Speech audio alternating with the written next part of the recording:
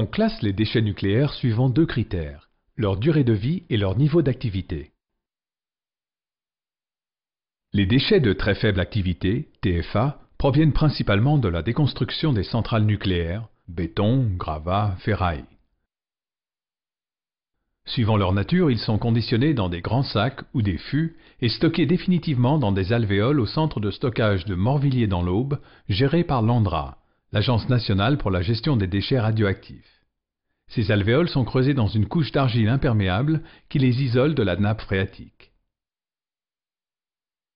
Les déchets de faible et moyenne activité, FA et MA, sont essentiellement des déchets d'exploitation, des gants, des tenues blanches, des outils, dont la radioactivité aura pratiquement disparu au bout de 300 ans.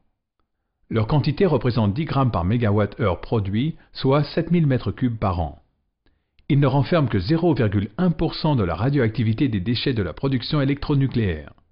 Ils sont conditionnés à la centrale dans des fûts métalliques, puis acheminés vers le centre de stockage de Soulaine dans l'Aube, géré par l'ANDRA, où ils sont placés dans des ouvrages en béton. Les déchets de haute activité à vie longue, HAVL. Ce sont les plus radioactifs mais les moins volumineux. 1 g par mégawatt-heure produit, soit 360 m3 par an. 99,9% de la radioactivité des déchets de la production électronucléaire, ils proviennent du traitement du combustible usé.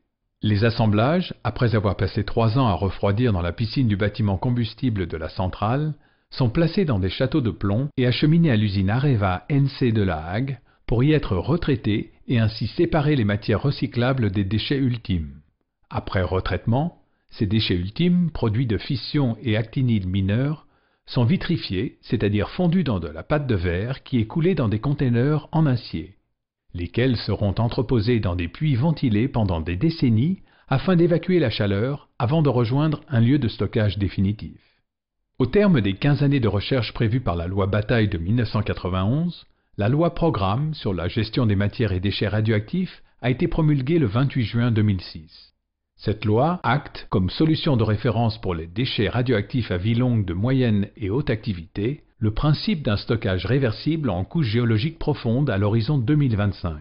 Outre ce stockage en sous-sol qui pourrait s'effectuer à proximité du laboratoire souterrain de Meuse-Haute-Marne, sont prévus 2 autres axes de recherche, la transmutation et l'entreposage de longue durée.